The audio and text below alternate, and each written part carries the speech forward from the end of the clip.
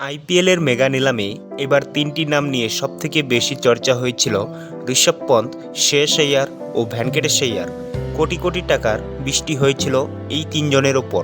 তবে ভেঙ্কটেশ আইয়ার যে টাকাটা পেয়েছেন তা হয়তো তার সিলেবাসের বাইরের ব্যাপার ছিল।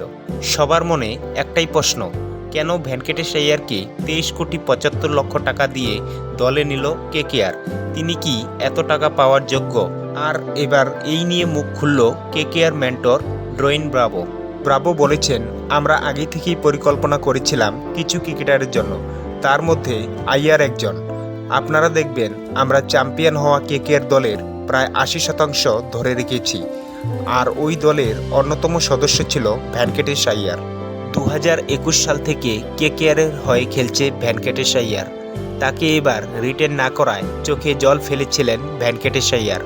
তবে তার জন্য নিলামে অল আউট ঝাঁপাবে নাইটরা তা স্বপ্নও ভাবেনি তিনি।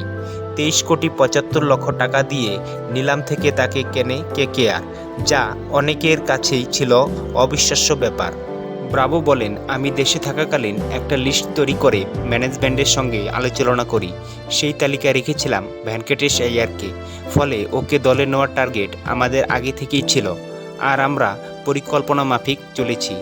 ব্রাভো আরও বলেন, আইয়ারকে নিয়ে আমাদের কিছু পরিকল্পনা রয়েছে। আশা করছি ও আমাদের প্রত্যাশা পূরণ করতে পারবে।